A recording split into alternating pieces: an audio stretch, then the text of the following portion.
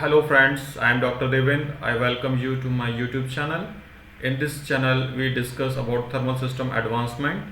Today we will discuss the important properties of PCM for heat storage.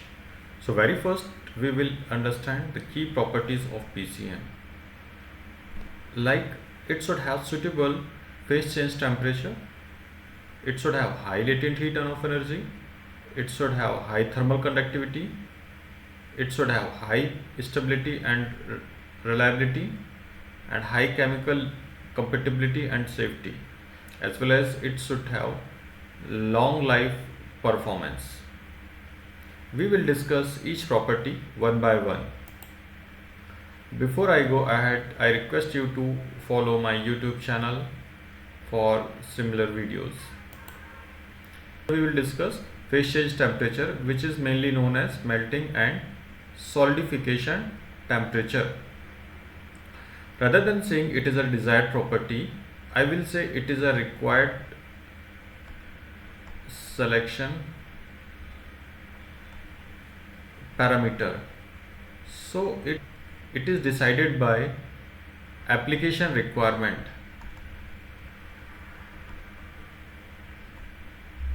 Like for an example, if we want to design a system which should be able to deliver heat at 40 degrees centigrade, so let's say at a 40 degrees centigrade. So in this way, here melting point or freezing point should be greater than 40 degrees centigrade, and we should select a PCM with melting point almost 40 plus 2 to 5. In this way, phase change temperature is very important while selecting PCM for thermal energy storage. Next property is high thermal conductivity. High thermal conductivity is the property by virtue of which the heat transfers within the thermal energy storage. Like as we know that in a PCM, heat transfer due to conduction, or we can say by a conduction mode and convection mode. When we see the typical heat transfer, or we can say the temperature change curve for PCM, we will find that there is two kind of graphs in which a temperature changes, another is temperature remains constant, and the last one is temperature changes. The first one is the zone where conduction dominates. In this phase, conduction plus convection, and in the last phase, mostly convection. So thermal conductivity becomes very important for sensible heating. Because of high thermal conductivity, heat get transfer in all direction within the PCM. So we should select a PCM which should have high thermal conductivity. The thermal conductivity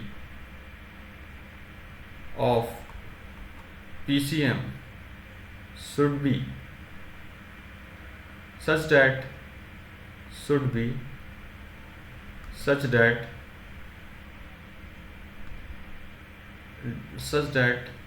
the heat transfer by conduction mode to the ratio of heat transferred by the convection mode should be less than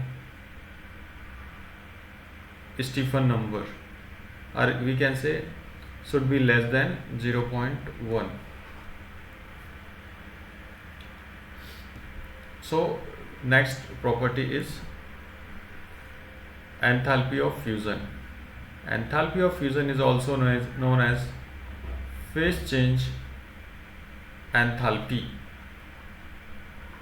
I am not going to explain the term enthalpy of fusion or phase change enthalpy, considering it is well known to you.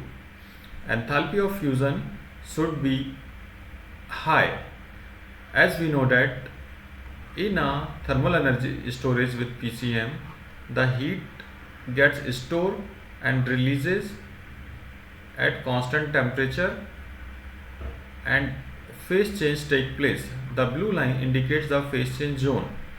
So during phase change there is release of heat when it is solidifying, or we can say discharging, and for hot cold thermal energy storage, and store of heat during charging. So we can see that for thermal energy storage, release of heat is very important. So the PCM should be sufficient enough to release the sufficient amount of heat during the phase change, and it is possible only when it has high phase change enthalpy.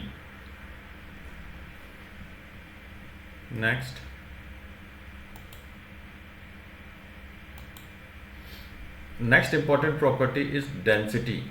Density decides mass of PCM, volume of thermal energy storage, and heat transfer rate within the PCM. So density should be high. Density denoted by rho should be high. If it is high, less mass, less volume. If it is high, less volume of PCM will be required. Thus, compact TS. Another important property is specific heat. Let's go back to original phase change diagram for PCM. Vertical axis temperature, and it will be, this is the phase change curve. First sensible, then constant temperature, then again sensible. If specific heat is higher, then the rate of this curve will be higher, so it will require less energy to get charge. So PCM should have low specific heat.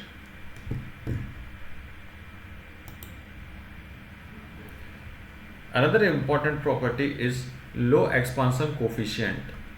Low expansion coefficient tells the expansion of PCM during phase change.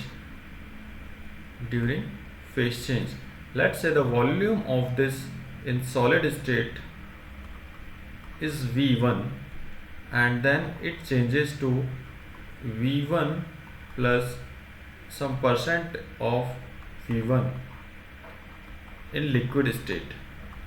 This percentage of V1 should be very minimum. If this is higher, then high volume, large container, and higher cost, as well as due to high expansion, thermal strain may arise. Thermal strain also arises. Thus, expansion coefficient should be low.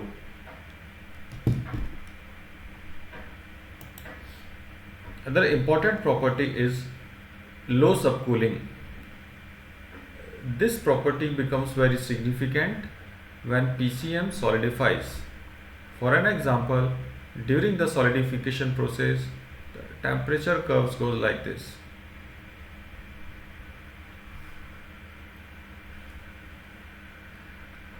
If there is subcooling, the temperature curve in the red color will go like this.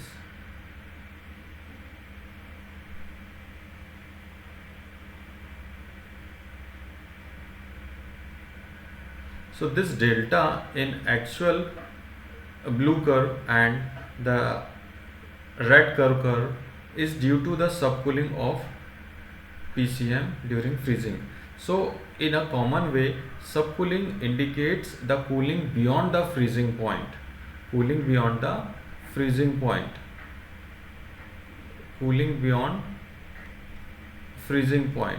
So delta of T, that is equal to freezing point temperature minus actual freezing point temperature. So subcooling. So impact of high subcooling is that it causes energy losses, heat energy losses. So that's why subcooling should be nominal 0 or low. It is almost 0 for organic PCM, but its value is significant for inorganic PCM. Another very important property of PCM is thermal stability. A PCM used for TES should have high thermal stability. It should not get phase separation, phase segregation due to temperature cycle, thermal cycling. Due to temperature cycle. So our PCM is supposed to go thousands of cycle of charging and discharging, then only it can be used as energy storage media for latent heat energy storage. Chemical stability. Chemical stability of PCMs comes into the picture when it absorbs and releases the heat due to addition or removal of heat. The chemical composition should remain intact, intact. It should not get changed with the time. Do not change with time. If it is so, then only the chemical stability is high. If it keeps changing, it is low. So we need a PCM with high chemical stability. Another important property is vapor pressure. So vapor pressure is the pressure above the PCM when it is in liquid. So if this is high, it creates hydrostatic forces on the container wall and thus causes rupture of container wall. So that's why vapor pressure should be low. As well as increase in vapor pressure impact the heat transfer rate within the PCM. So the vapor pressure should be low. The last is no toxicity and hazardous. The PCM should be safe. PCM should be safe for plant, animal, human, or we can say entire environment. It should not be toxic and it should not be hazardous. Another important property for PCM is cost. If cost is high, it is not going to viable. So cost indirectly says the economical viability of PCM for TES. It is very important that a PCM we are considering as a potential media to store the heat, so it should be affordable as per the project cost. And last property is compatibility with container. So it is an indirect form of chemical stability. So it should be stable with the container in which it is going to store. So based on my experience, and I try to summarize the entire discussion in a single cheat sheet. If you want this cheat sheet for selection of PCM, please let me know by commenting PCM on this video link. Hello friends, thank you for watching this video. Please like, comment and subscribe my YouTube channel. It keeps me motivated. I will make more videos on thermal energy storage and other thermal system. Thank you.